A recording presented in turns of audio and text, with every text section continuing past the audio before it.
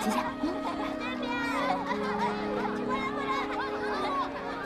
你还记得10年前你刚来河阳第一次看花灯的样子吗？当然记得啦，那天咱们讨了好多吃的，来美美饱餐了一顿。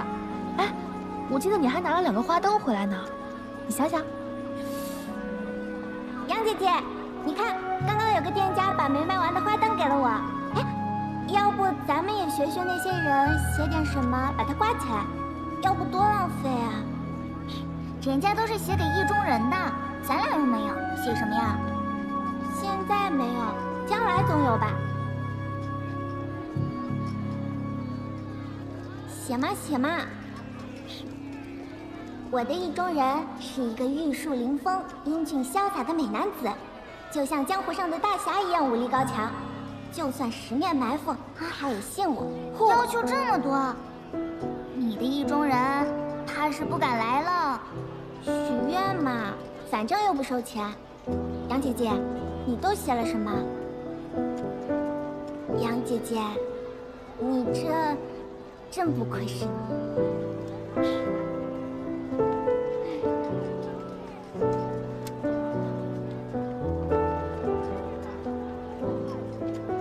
除了潘越，无论是谁。杨姐姐，你现在的心愿跟那会儿还一样吗？现在嘛，早已由不得我。你呢？你有找到那个信你护你的人吗？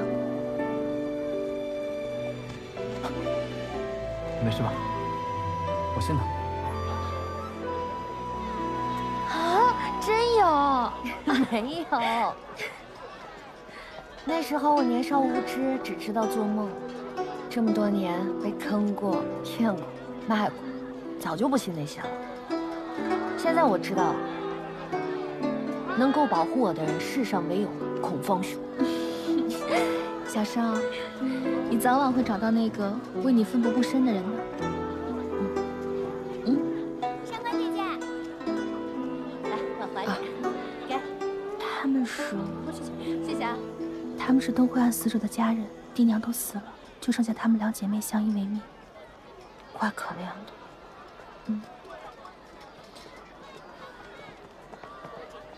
双双，上官小姐，方才我在街心都看到了，你们抓住的人可是东惠案的真凶。是。他是什么人啊？为什么要杀人啊？现在还不能跟你们透露太多，等押回县衙审清，潘大人自会公之于众，给你们一个交代的。别问了，双双。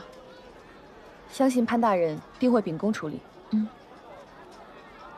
对了，今天天这么热，来碗冰饮吧。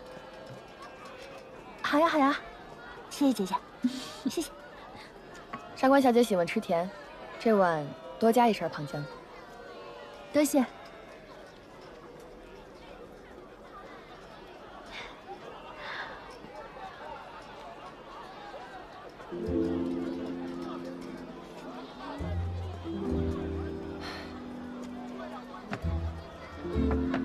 双双，我们没钱。没事儿，今天是灯会，我请你们吃。谢谢，谢谢。放心吃，都有啊。以前小时候，我总问我爹，为什么喜欢查案？为了抓犯人冒险值得吗？你猜他怎么说？他说，他喜欢夜晚在街上散步的时候，看到人们毫无防备的笑脸。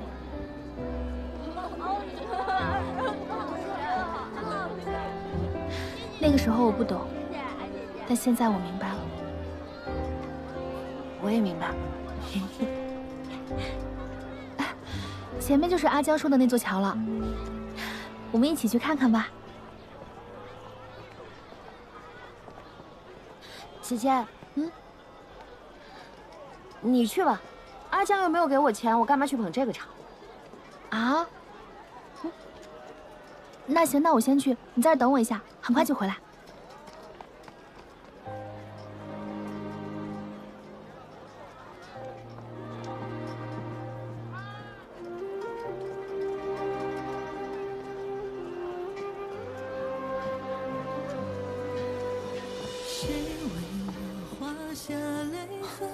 这么久才来，真想看看一会儿你脸上是何表情。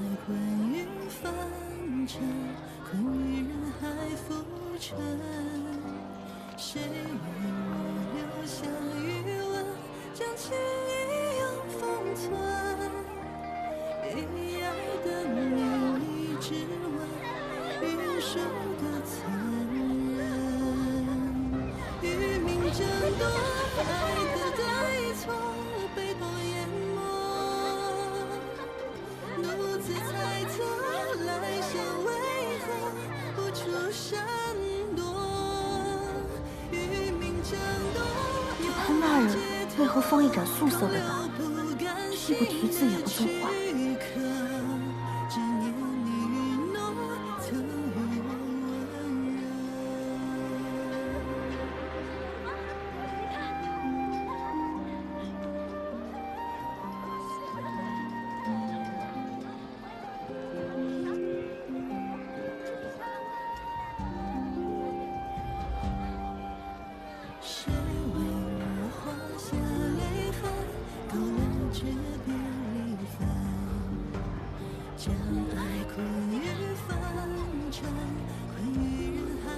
今晚，我要向我的心上人表达我的心意。我会将花灯挂在桥的最中间，到时候记得来捧场。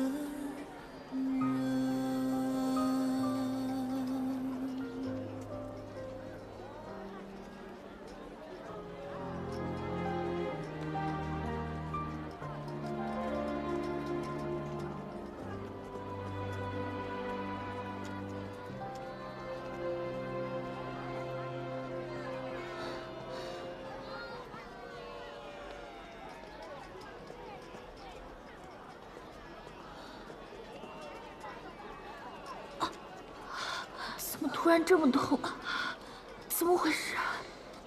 好想吐啊！这么多人，该怎么办啊？哎呀！大人，公子，他刚刚才醒，一醒来就什么都着了。顾庸呢？一直派人看着，没有任何动静。老实点，别动。大人，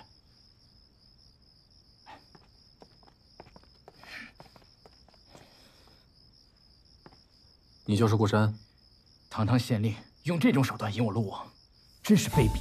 你杀了那么多人，怎么好意思说我卑鄙？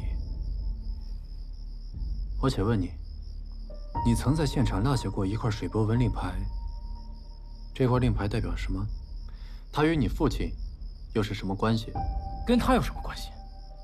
那东西是我捡的，觉得稀罕就拿着了。不知道代表着什么。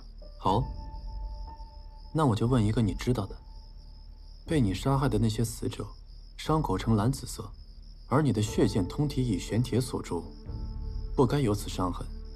这其中有什么玄机？我为什么要告诉你？反正现在已经落到你手里，要杀要剐随便你。他隐藏身份这么多年，为什么对真实身份供认不讳？说到其他信息却又语焉不详。其实啊，你也不用对我如此戒备。我去过你爹关押你的地牢，我很同情你的遭遇，我也知道，你杀人是因为那段遭遇。你知道就好。但是，你总还是有一个疼爱你的娘亲啊。哎，是她打开石门放你走的吧？是又怎样？公子，难道顾庸真的找人替他儿子顶罪？不是顶罪，是混淆视听。他想先我们一步找到顾山。那真的顾山岂不……糟了，上官池有危险！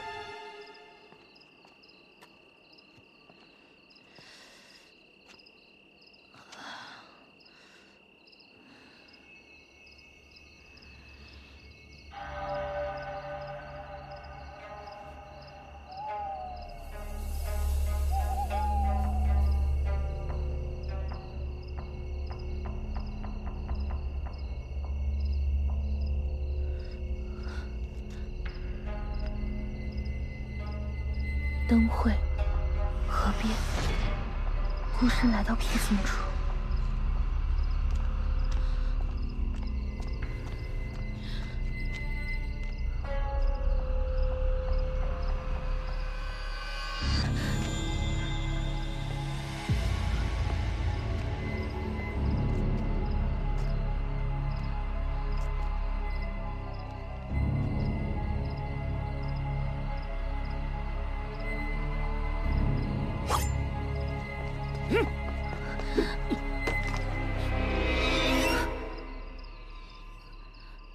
三姑娘，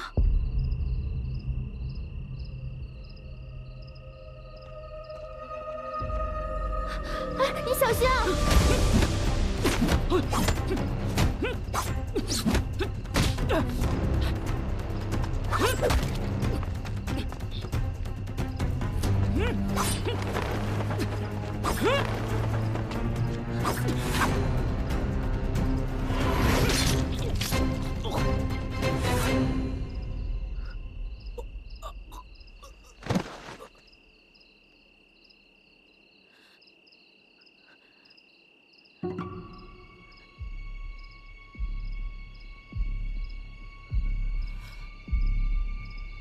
是你，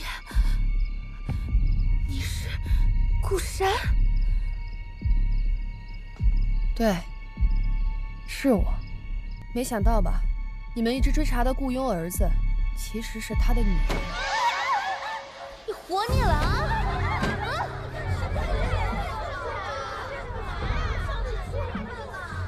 放开我！是，我自己会走。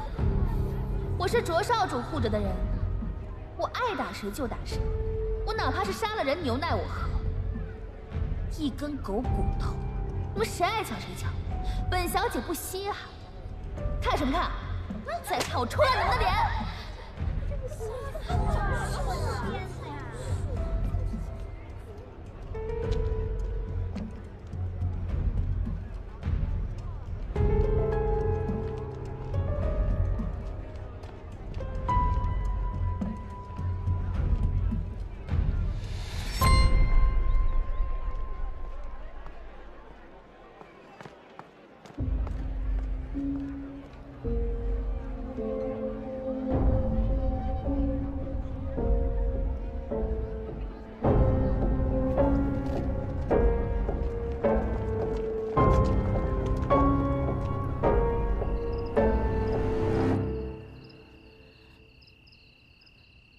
灯会上被你们抓到的那个，是顾庸安排的替死鬼，他派这个杀手追着你，守株待兔。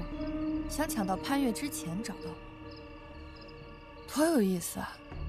我就站在他面前，他都认不出我，而我想杀的人，一个都跑不了。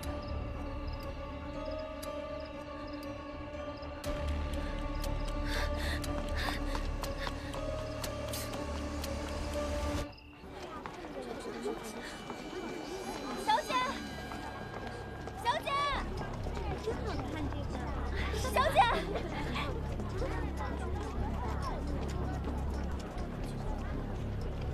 上官芷没跟你们在一起吗？不是去找你了吗？发生什么事了？我们被雇佣给骗了，刚才抓的是假孤神，上官芷现在有危险。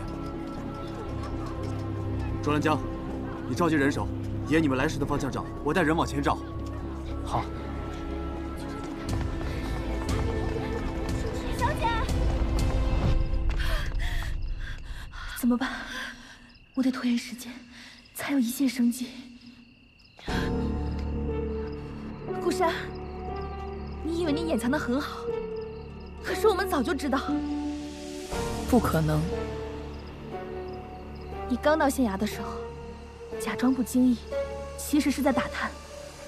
可自从出了案子，农会停办，夜里出来走动的人少了，生意反而冷落了。我们也十分期待大人能尽快抓到凶手。姑娘，这个你就放心吧，我们大人啊，夙夜查案，连去年的案子都查。我们重开灯会，就是为了让你现身。潘大人就在附近，马上就会过来。上官小姐，小姐，上官芷，小姐，姐姐，上官小姐，上官芷。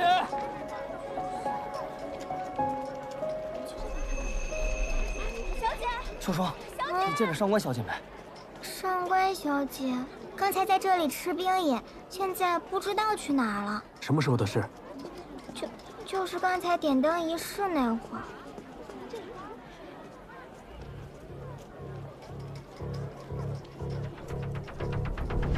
卷宗上说的是伤口平整，而这一具血肉模糊，并且在伤口附近是肉色，但卷宗上写的是蓝紫色。蓝紫色。B。难道？双双，你姐姐现在在哪儿？我姐姐说她有事先走，让我在这里看车。行了，你不过在拖延时间，别白费力气了。知道吗？我在银雨街第一次见你的时候，我就想杀了你。像你这种人，仗着自己有几分权势，就肆意把别人踩在脚下，你死10000次也不足惜。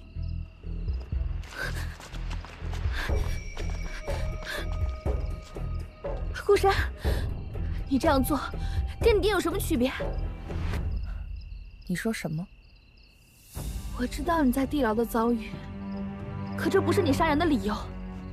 你既然痛恨暴力，为什么要用同样的方式以暴制暴去惩罚别人？闭嘴！你一个自以为是的大小姐，你根本不知道我经历了什么。我确实不懂。我相信，很难会有人能够理解，被自己的骨肉至亲憎恨是什么感觉。顾庸是个控制欲极强的人，即使杀人，他也要用血剑这样极致的方式，因为他享受那种在毫厘之间控制一个人生命的快感。他只有你一个女儿，季善堂这么大的基业无子继承，他不甘心，他把你当儿子养，你不肯就范，所以他用那样残忍的方式折磨你，让你屈服。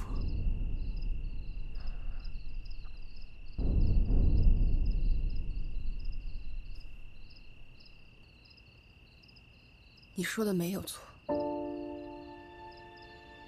他从未将我视作亲人，甚至从未将我看作一个人。他逼迫我扮成男子，逼迫我管理季善堂，继承顾家的衣钵。可是我不喜欢，我喜欢漂亮的东西，我喜欢婢女买的香囊，五颜六色的花灯，我喜欢漂亮的衣衫。我本来就应该是这个样子的，为什么却成了妄想？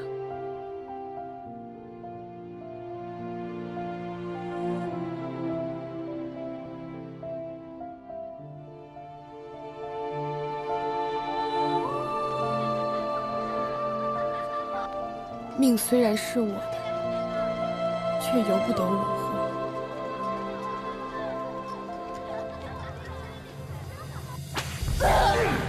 别打，别打！给你爹认个错，一定会原谅你。我没错，我触犯了那条律，那条法。不用，我没错。你忤逆生父，错在不孝，怎么没错？别打！求求你，待下去！娘，求求你了，就跟你生在顾家，你的命就是顾家的。我就是你的律，我就是你的法。我就是你的法。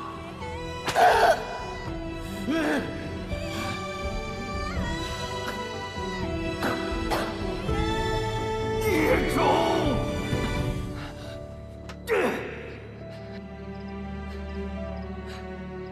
若不是担心你娘逃出地牢后，你不必冒着风险留在河阳。可是你为什么选择跟在强叔身边呢？他明明是那样一个人，他就是个畜生。自己生活过得不顺，就要回家拿双双撒气。我第一次见他的时候，哭什么哭？他身上、站好了，别动，脸上全是伤。别动，让动！您自己还在哭，还是把仅有的一颗糖给了我。我们虽然没有血缘关系，但他是真的把我当姐姐，所以我必须要保护他。所以趁着灯会忙碌之际，说了让你在强叔的水里下药，趁他到河边，用冰锥仿制的血剑刺入他的天突穴，鲜血涌入喉咙，无法呼吸，所以受害者都是窒息而亡。冰锥寒凉冻伤皮肤，所以伤口周围都呈蓝紫色。而你杀人的时候，都会选择僻静之处，待人发现尸体，冰锥早已融化。这就是你为什么屡次作案，县衙却找不到凶器。从那以后，每到夏至，就会勾起你痛苦的回忆，让你难以抑制心中想要杀人的冲动。所以，只要你看到以大欺小、恃强凌弱的人，你就会锁定目标，用同样的方式一一将他们杀害。难得啊，难得碰见一个死得明白的人。但我有一件事情不明白，你既然痛恨你爹，为什么要拿走他的水波纹令牌带在身边？你一个将死之人，就不要关心这么多了吧。你以为你在替天行道？可是你跟你爹没有任何区别。你现在就是仗着自己有武功，而我没有，在这里恃强凌弱。你把你的规则强加在我身上，你就是一个可怜的杀人犯。你住嘴！我可怜？你嚣张跋扈、只顾自己的人也配控诉我？我可怜？好啊，那就让我们看看，当你被自己的鲜血呛进喉咙，垂死挣扎的样子有多可怜。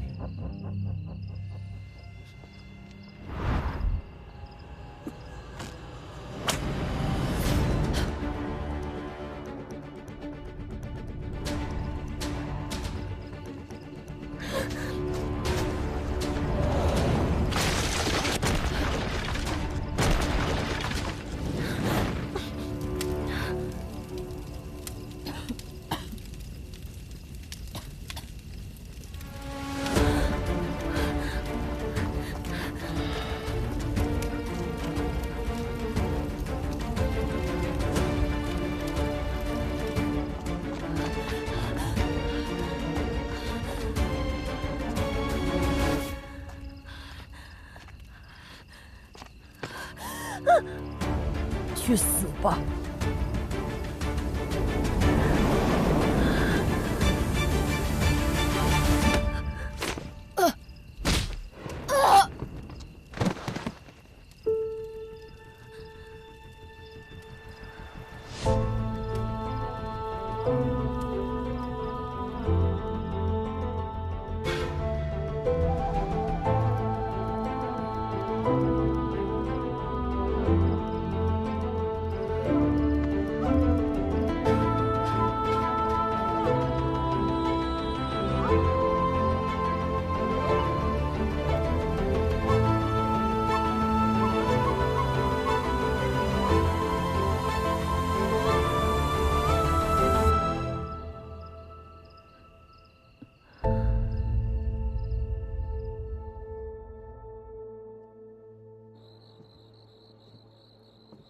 呀，河边怎么起火了？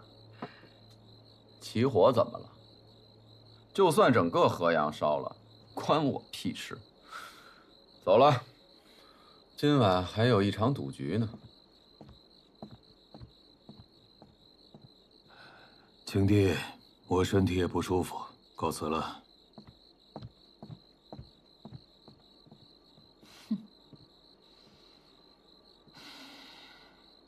姐姐笑什么？走得这么急，看来这出戏唱的并不如他的意。这些男人啊，成天觉得自己翻手为云，覆手为雨，但却不知狂妄只会蒙蔽他们的双眼。堂主，外面什么情况？县衙的人正在满大街找上官芷，我们安排的人怕是露馅了。本来也没指望这个假货能隐瞒多久，看来老八是失手了，小瞧了这个逆子。那接下来怎么办？盯紧潘越，把夫人带来。是。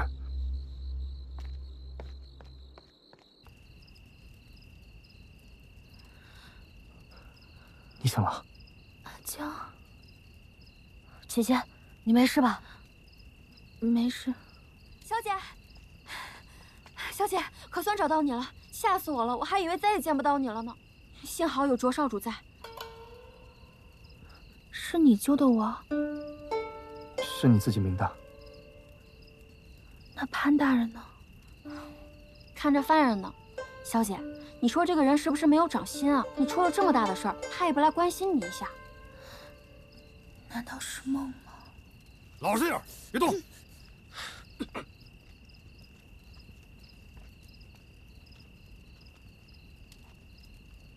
你没事吧？可惜我没能亲手杀了你。难道不断杀人，是你想要过的生活吗？雇佣的掌控欲，毁了你之前的人生。你好不容易逃出来，却又陷入杀人这样极端的桎梏。你这样何尝不是一种偏执呢？带他回去。是。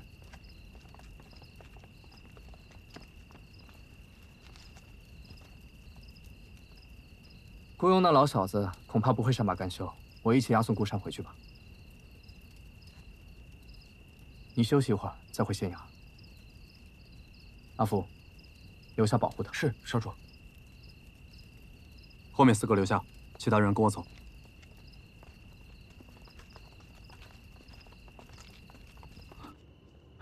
堂主，他们抓了顾山。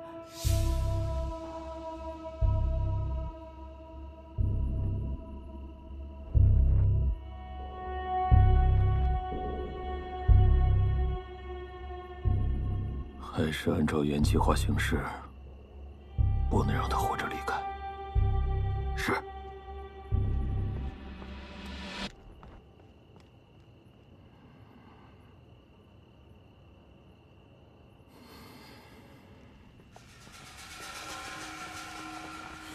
那不是卖冰饮的三姑娘吗？她犯什么事儿了？听说她才是灯会案的真凶。开灯会就是为了抓他。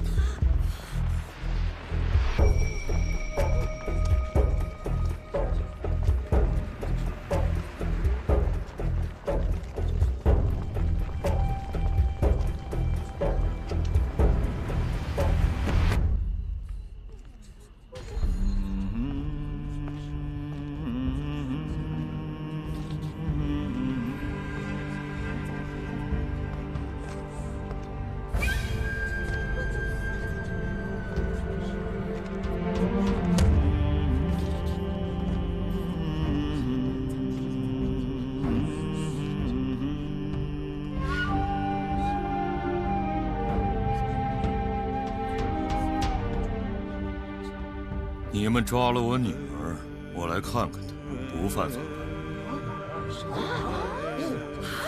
不会吧？是顾堂是个女儿，她怎么会是？顾堂不是只有一个儿子，5年前已经死了吗？还在他家那男生，什么时候又多了一个女儿啊？完全没想过这事儿啊！来了那么多人，真是吓死人了。是啊，顾堂主居然真是，原来是人家他呀！真没想到。哎呦，是。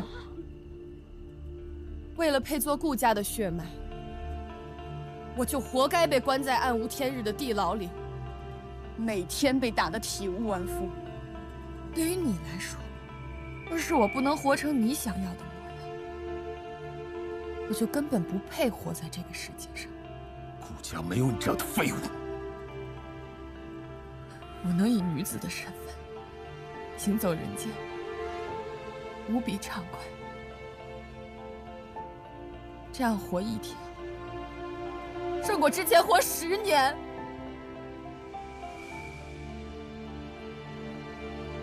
顾堂主，你再也不能控制我。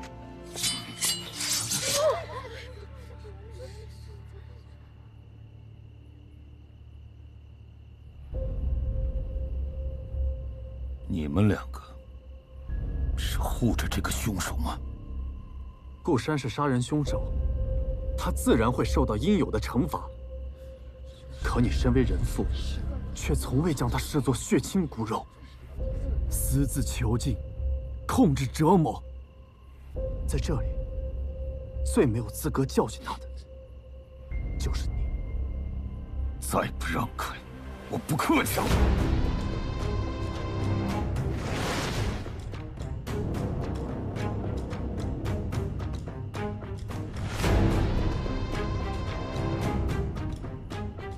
他来这儿根本不是为了教训我，他是怕我说出那枚令牌背后的秘密。你敢！潘大人，我现在就告诉你，这位不可一世的顾堂主，背后做了多少见不得人的勾当。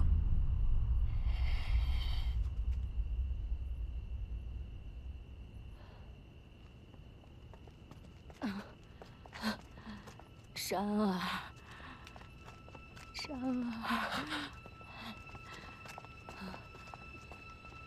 娘，你不怕连累你娘，你就说。珊儿，放开我娘！你们这些畜生，放开我娘！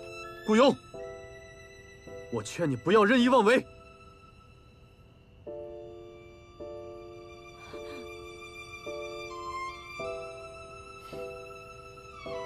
他是我生出来的，到死都得听我的。我不动手，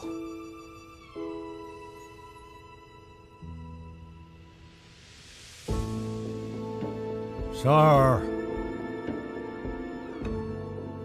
你想想清楚吧。求你，就当为爹娘最后几次孝。啊！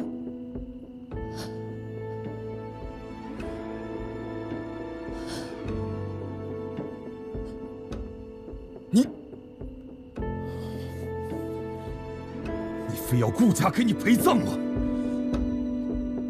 娘，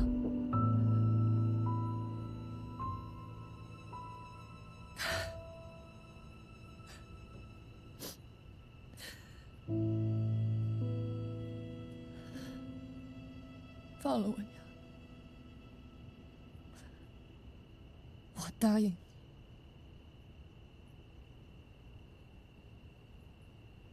顾山，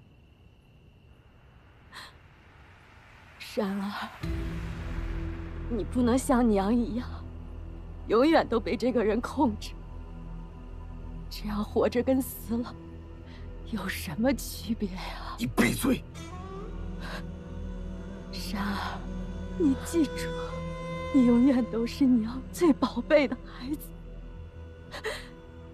永远都是。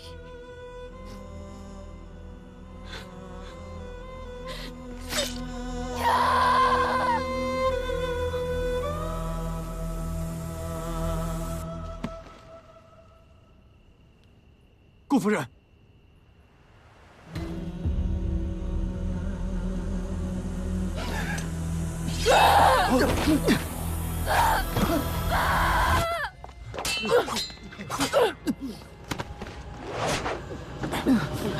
顾山。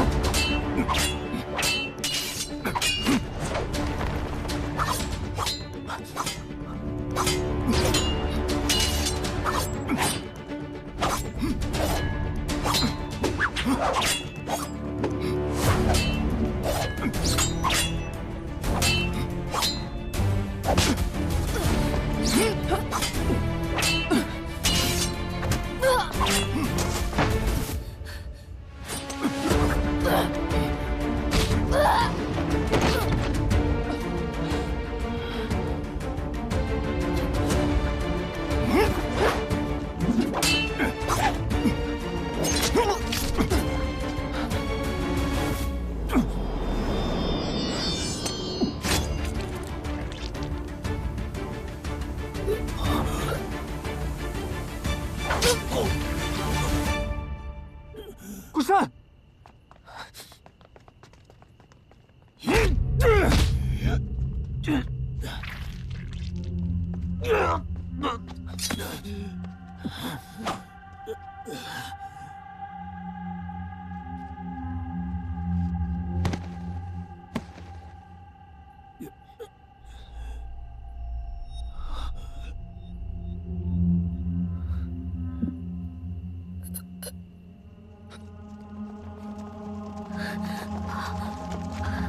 顾山，顾山，顾山，你不能死啊！顾山，顾山，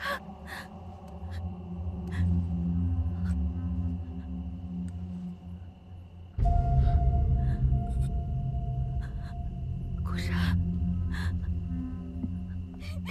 姐姐，叔叔，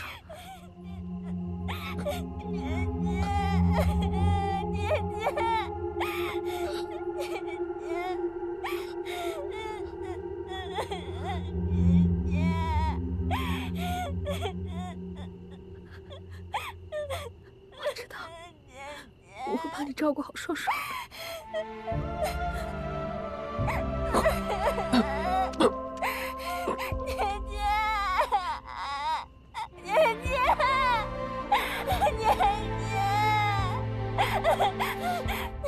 双双，双双。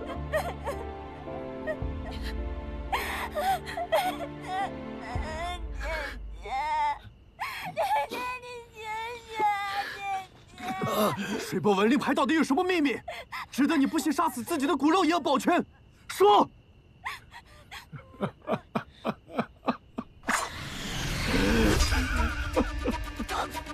阿泽，把人给我带回去。是，跟我来。别动，别动。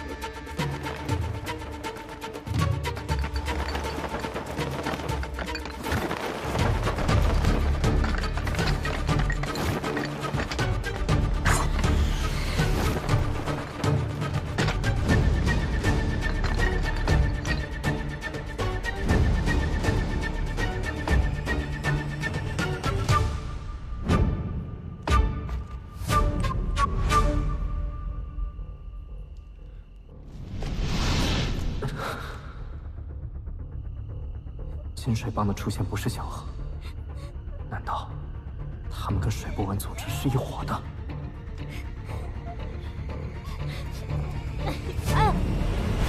我先回趟银雨楼。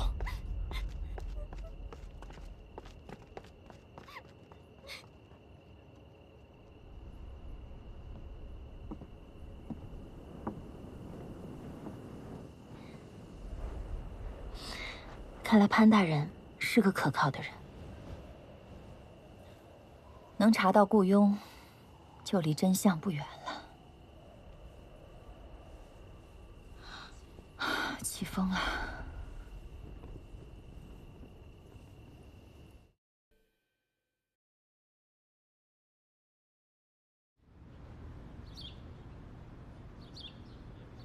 上次抓到的金水帮余孽都关在这儿了，孙堂主已经审过了，没交代什么。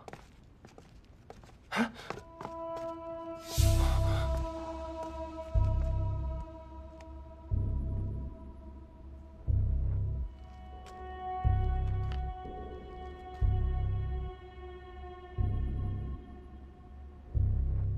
帮内一定还有奸细，你去查一下，记住，不要惊动任何人。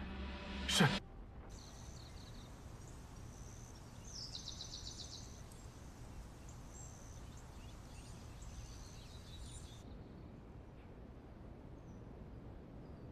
姐姐，你现在的心愿跟那会儿还一样吗？现在嘛，早已由不得我。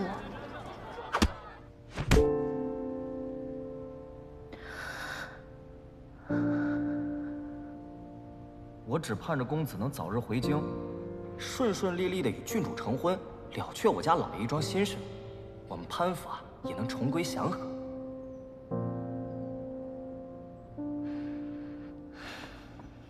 小姐，小姐，不好了，双双出事了。大人，你也来了。我听说有人闹事，进去看看吧。她是凶手的妹妹，把她跟尸体一块扔出去。跟他废什么话？他不搬，我们帮他搬走。走。对，你起来，走。都住手！来，快起来。潘大人，走。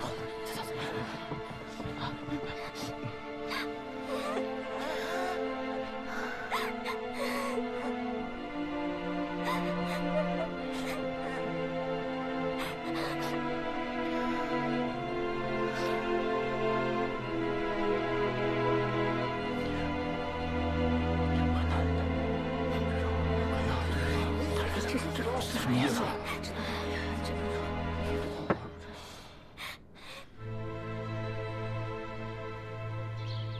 从今日起，这家店为县衙特供兵役。若再有闹事者，一律按妨碍县衙办公论处。这人这怎么办？哎呀，走。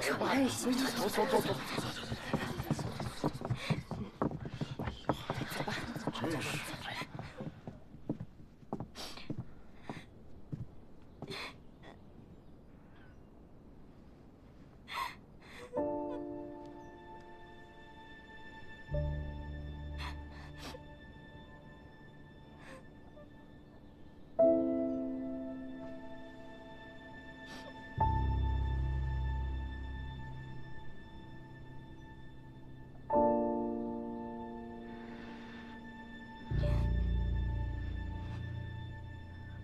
有的时候，我真的很希望我们抓的凶手都是十恶不赦之人，这样我也不会挣扎和难过。善与恶并非迥然对立，而是一体共生。有的时候，凶手未必是十恶不赦，而死者也未必是十全十美。其实，每个人的心里都住着一只怪物。我们能选择的是，将它培养成猛兽，还是接受它，与它和谐共存。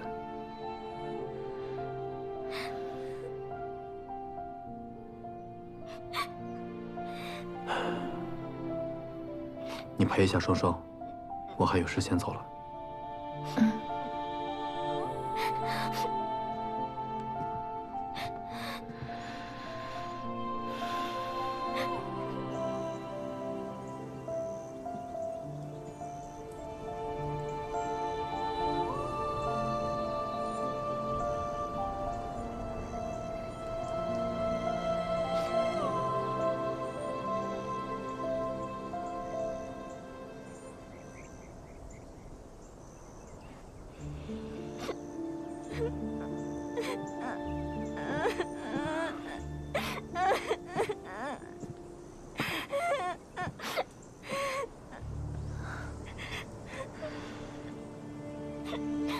可潘大人那句话，以后没人敢闹事了。我只是想姐姐。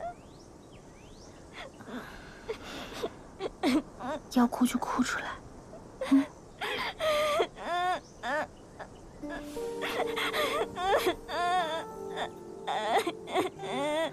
我跟你差不多大的时候，也失去了家人。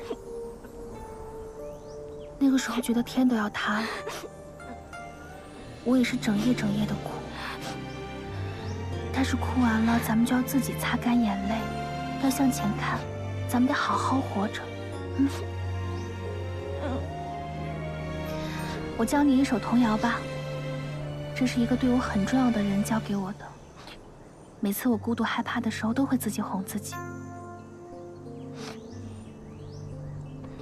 金斗鬼，金斗鬼，怕风怕雨怕打雷，半夜起来遇妖怪，4个脑袋3条腿，吓坏我们金斗鬼。嘤嘤嘤嘤嘤嘤，金豆掉了3大杯，天亮推倒衣服架，衣帽掉了一大堆，4个脑袋3条，一起来。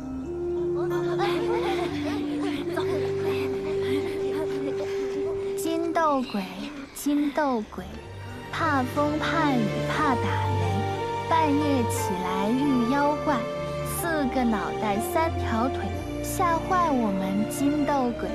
嘤嘤嘤嘤嘤嘤，金豆掉了3大杯，天亮推倒衣服架，衣帽掉了一大堆，4个脑袋3条腿，金斗鬼，金斗鬼，怕风怕雨怕打雷，半夜起来遇妖怪，4个脑袋3条腿，吓坏我们金斗鬼。金豆掉了3大杯。大人，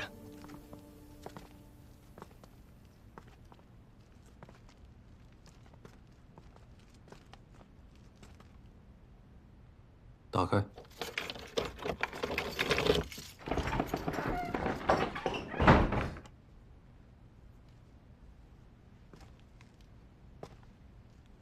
是你伪造恶交，引发恐慌，阻挠我们调查灯会案，追查顾山。不错，本以为民情汹涌，便可以阻止你们继续调查。你还是低估了我们的决心。不过我有一个疑问：顾山是你亲生骨肉，你囚禁他，强行改变他，难道就没有一点舐犊之情吗？有，正因为他是顾家血脉，我才想助他成大业。谁知他扶不起，只是个废物。死是他最好的解脱。这只是你所谓的解脱，不是他的。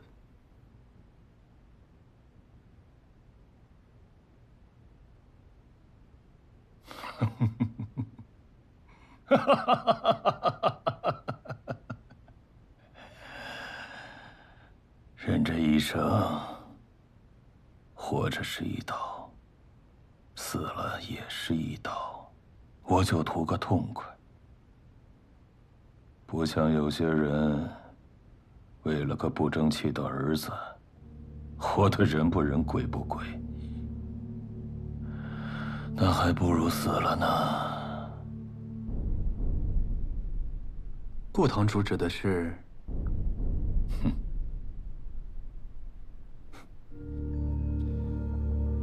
说到生死，我有几个问题想要问你。若是你能如实回答，我会免你一死。第一，季善堂杀人不仅是为了图财，应是水波纹组织专门用来杀人灭口的势力。我想问，10年前廷尉杨继安一家的死，是否是你所为？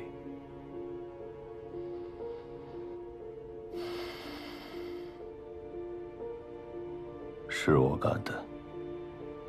我带人冒充成山贼，杀了他全家。可惜他女儿跑了。所以也是你在我大婚之时杀了杨采薇，让杀手躲进了生死坊。那个人不是我派的，那就是幕后之人亲自派人动的手。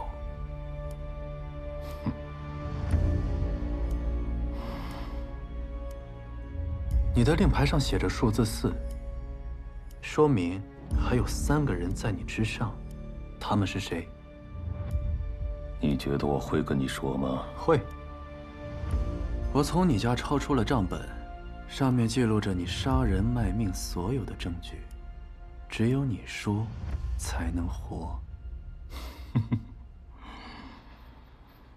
年轻人，你保不了我，你只会让我死得更惨。最后一搏，尚有生机。聚善堂已经覆灭，当然，你也可以一起死。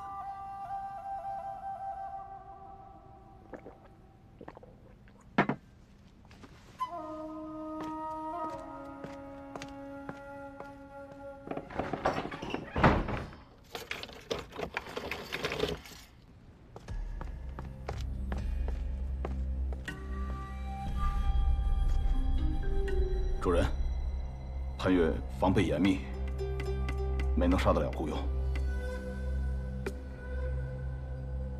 绝不能让顾雍开口。是。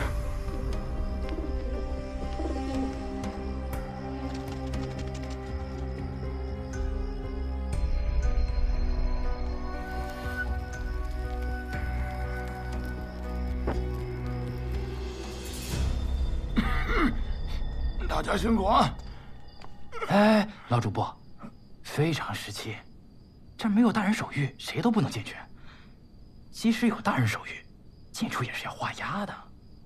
我说你小子啊，这新大人才来多久啊？你就一口大人一口大人的，怎么着？那新大人来压我？你可别忘了，这想当年老夫那是前任县令的心腹。那再者说了，我每天来这儿检验犯人名录，你又不是不知道。哎，不行啊，潘大人的心腹盯着呢，一会儿派人给你送到当房去啊。你心腹有什么了不起的？我这个资历，他在这摆着呢，对不对？啊，哪有钱？我告诉你们啊，我这一切为了什么呀？啊，一点眼力劲儿都没有。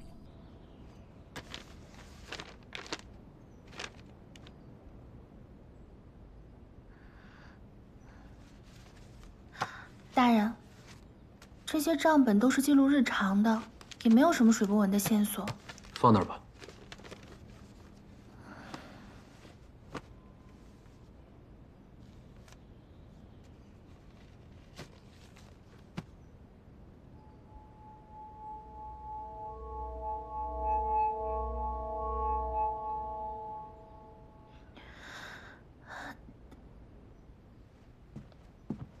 公子，顾雍说要见你。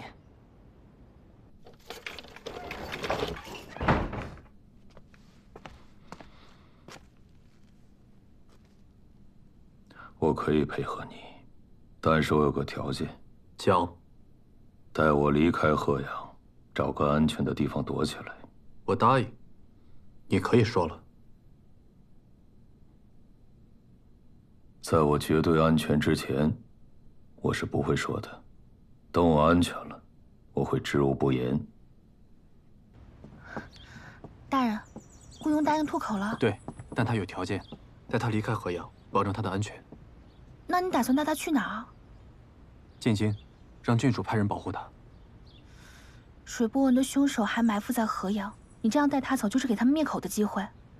顾雍的那些替身还关在县衙里，我打算来个瞒天过海，暗度陈仓。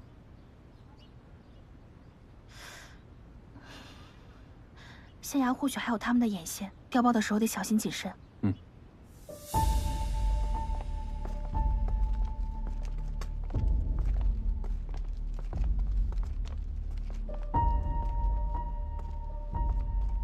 顾堂主，请画押。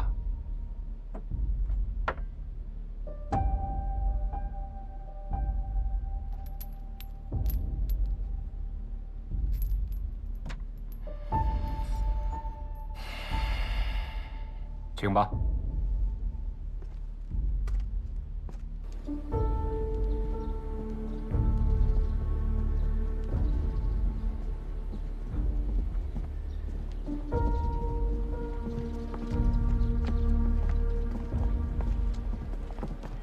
等一下，把顾庸带进来，我有话问他。是，公子。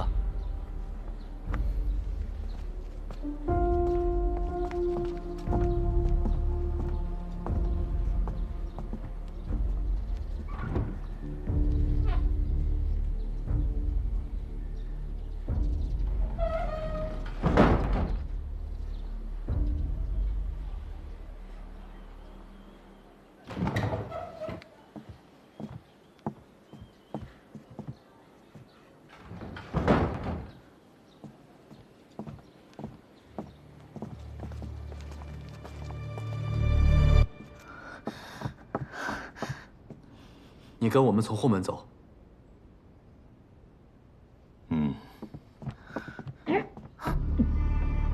顾庸，顾庸，你怎么了？顾庸，顾庸，顾庸，顾庸，睡不稳，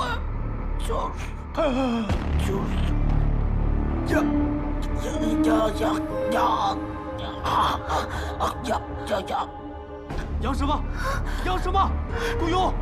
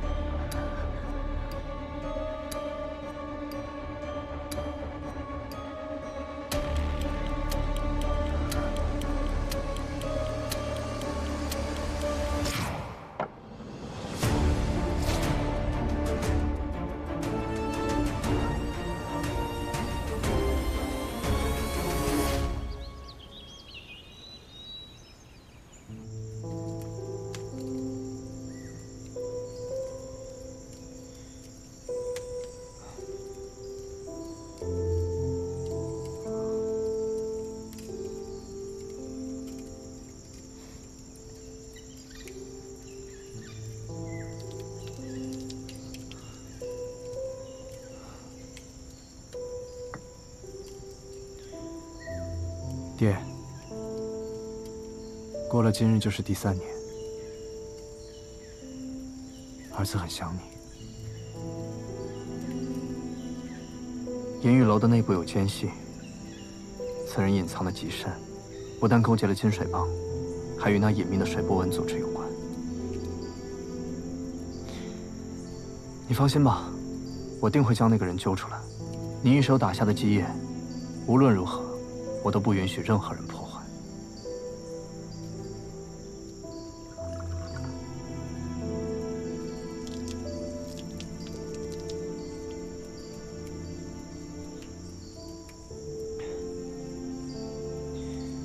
爹，你还记得吗？你总是催着我，让我早点成亲，说成亲了以后呢，性子就没那么倔了。我遇见了我喜欢的姑娘，有朝一日，定会带她来见你。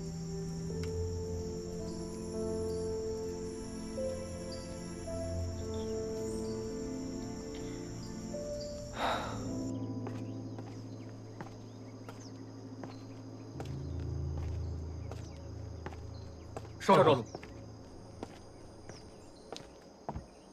少主，少主，出事了！怎么了？顾庸在县衙里被人灭口了。公子，致死的便是这画押的印尼。这尖刺上沾了剧毒，我彻夜在衙门看守，连顾庸吃的每一顿饭菜我都提前试毒。却没想到他们在印尼上做了手脚。这下毒之人，定是十分熟悉县衙的工作流程。县衙的薛吏，每个人再排查一遍。是。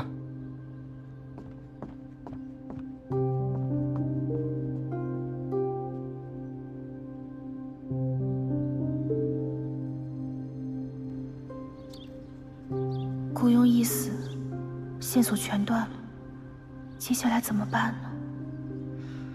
不知潘越究竟怎么想的，可他……上官小姐，洗衣服啊？啊，不是，大人说这衣服以后也不用再穿了，让我拿去扔了。多谢上官小姐。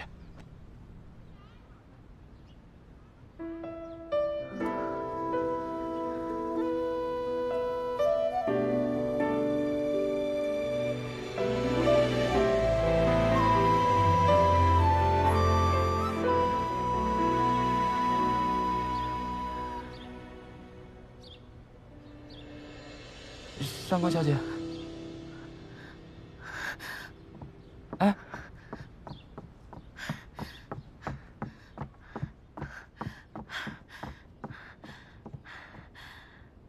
大人，我有事想问你。何事？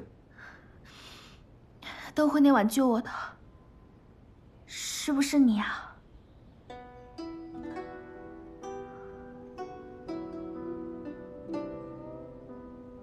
是。那你为什么不告诉我？告诉你做什么？你是因为查案失陷县情，救你是公务，有什么值得大肆宣扬的？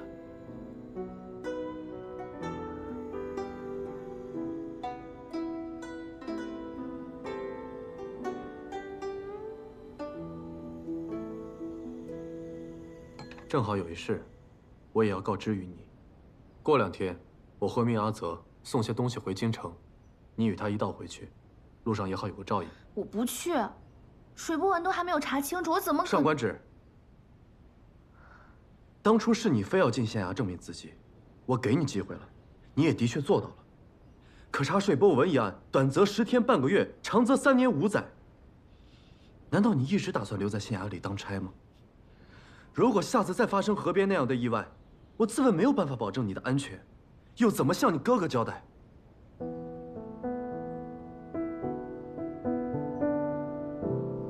你不必拿我哥做幌子。你多次赶我走，是怕我会缠着你。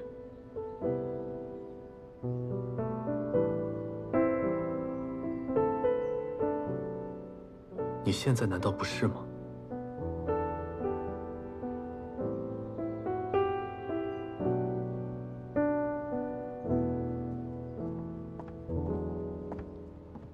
怎么，上官小姐要走吗？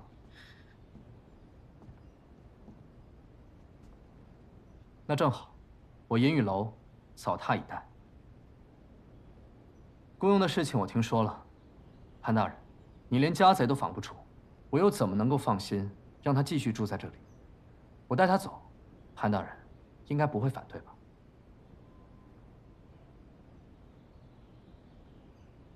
自然不会，有银玉楼保护，肯定万无一失。我也好卸下负担，专心查案。够了，我是人又不是物件，你们在这讨论怎么处置我，有没有考虑我的感受呢？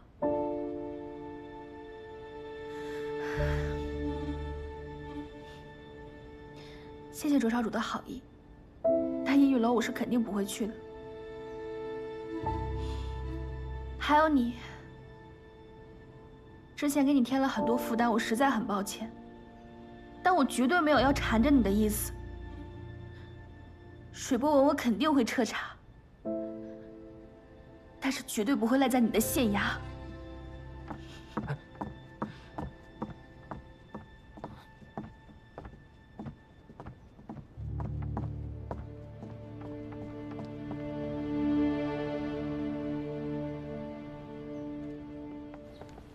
小姐，咱们要去哪儿啊？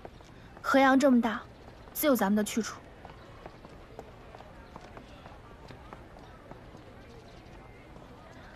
我们走吧。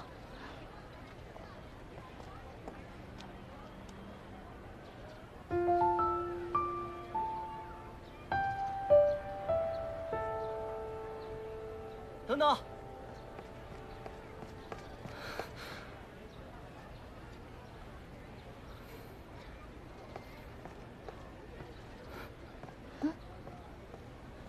灵儿，这些都是你爱吃的果子。下次见面不知道什么时候了，你多保重。嗯。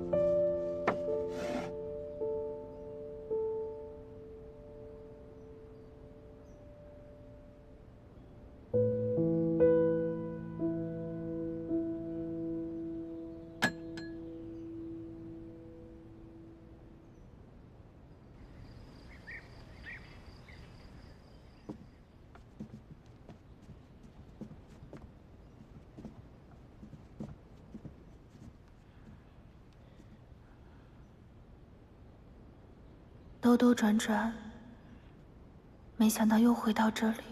你确定要住这儿？这里许久没有人住，连一点烟火气也没有。要不你再考虑考虑，去我烟雨楼吧。烟雨楼要什么有什么，绝不比这差。今天多谢你帮我搬家。我帮你搬了家，总得请我喝口酒吧？是得喝一顿，庆祝我离开牢笼，开始新生活。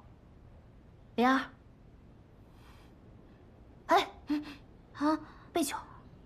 是。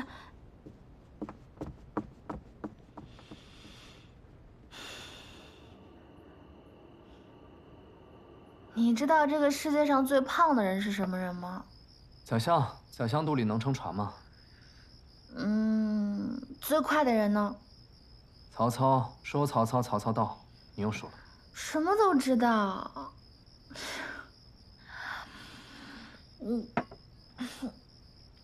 再来，我就不信了。你今日喝的够多了，还是再喝吧。怎么就够多了？别扫兴啊！我那输的都得赢回来。有心事的人是赢不了的。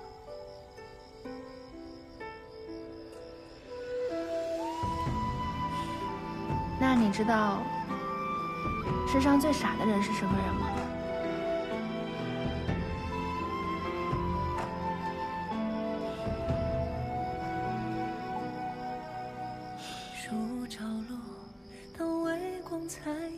是2次掉进同一个坑里的人。我明明知道他人已经有郡主了，我也知道我什么都没有，甚至这个名字、这张脸都不是我的。我就应该离坑远远的，却没想到又一次掉进去。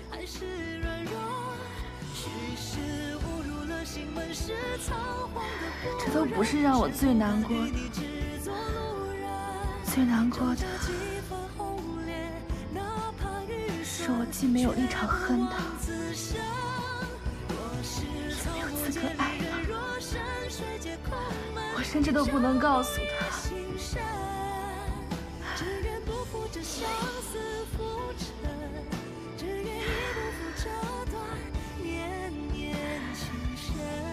我甚至都不能告诉他，我只是寄居在别人躯壳里的小偷。你说，是不是很傻？傻的又何止你一个？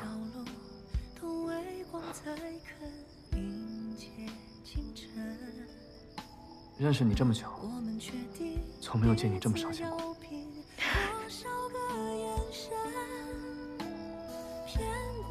是潘越那小子不配，我们应该感到庆幸，及时跳出这个大坑，对吧？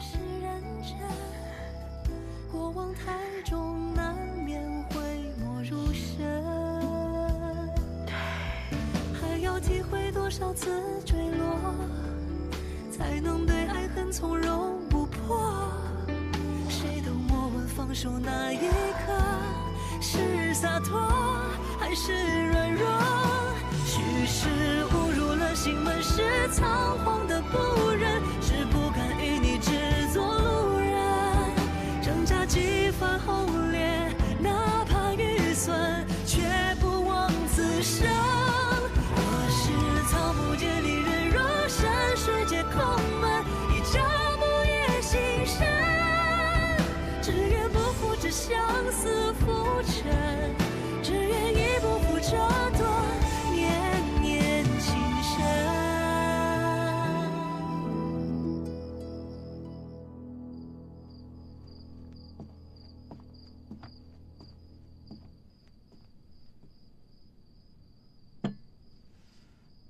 上官志，你去。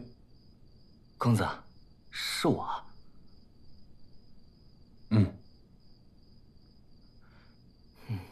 公子，其实上官小姐回了西园，她没有去阴雨楼。不过那卓少主好像跟着上官小姐也去了西园。我听那声音，他们好像一直在喝酒，一直到我走，他都没有走。行了，让你去保护，没让你给我汇报这些。公子明明舍不得上官小姐啊，为什么还……哪那么多为什么？睡觉去。哦。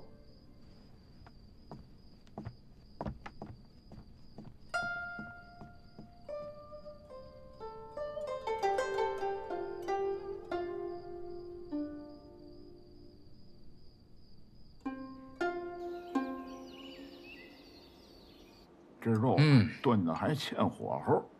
再说这道菜啊，这起锅的时候应该再搁点醋，搁点我尝尝这个最好，对吧？大人，哎，公子，新来的厨师做的几个菜，你先尝尝呗。来。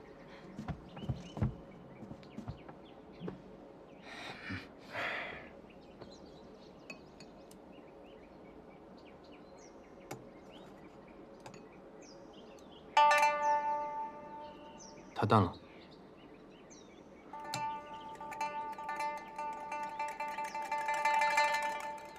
太凉了。太硬了。你们慢慢吃吧，我没胃口。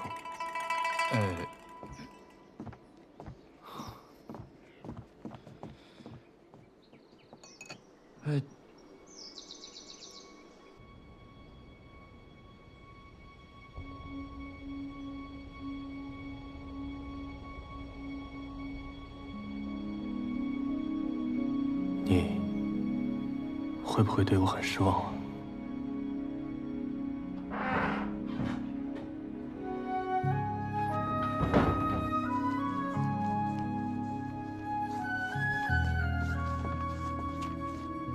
公子，阿泽，把这画送去修补一下，然后再重新装裱。是公子。对了，公子，今日还是顾山下葬之日。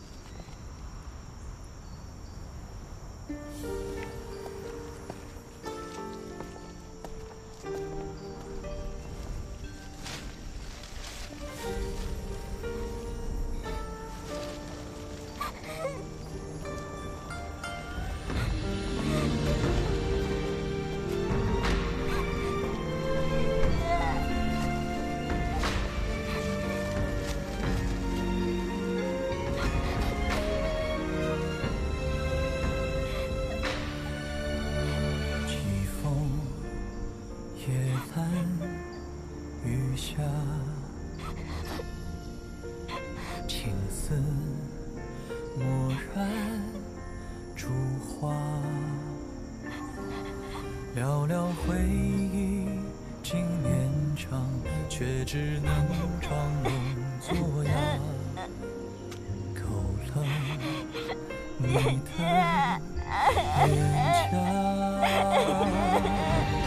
聚散如流沙，天命自洽，爱重见红塔。随云烟轻洒，用力驱赶你伪装的潇洒。微醺的梦啊，信念之人，怎会不变真假？你若近在咫尺的天涯，我想握住，却只能装傻。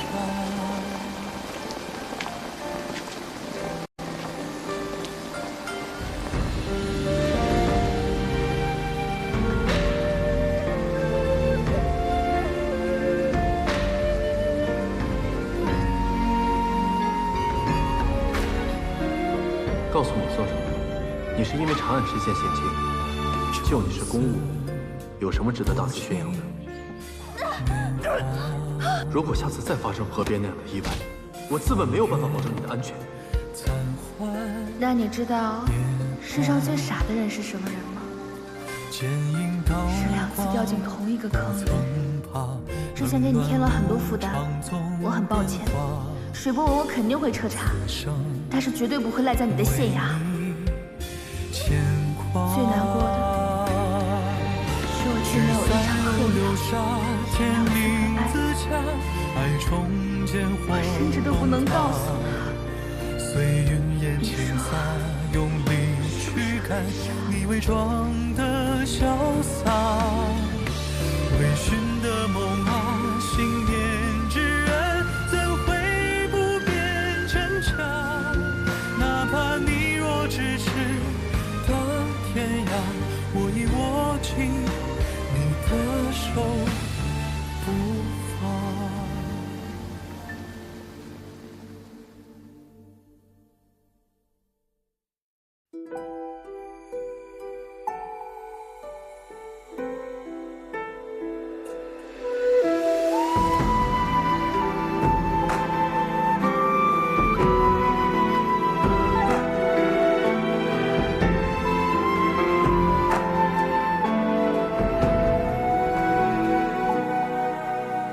树着落，当微光才肯迎接清晨。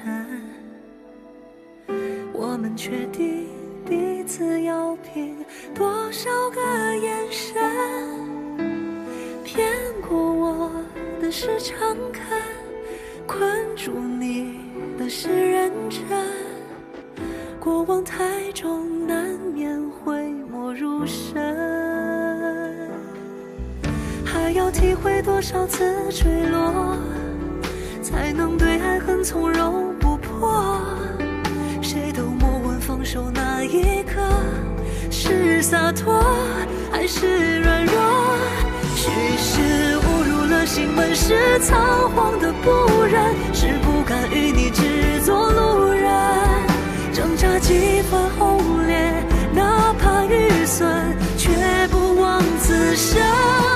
若是草木皆离，人若山水皆空门，一朝梦也心神。只愿不负这相思浮沉，只愿亦不负这段年年情深。许是误入了心门，是仓皇的不忍，是不敢与你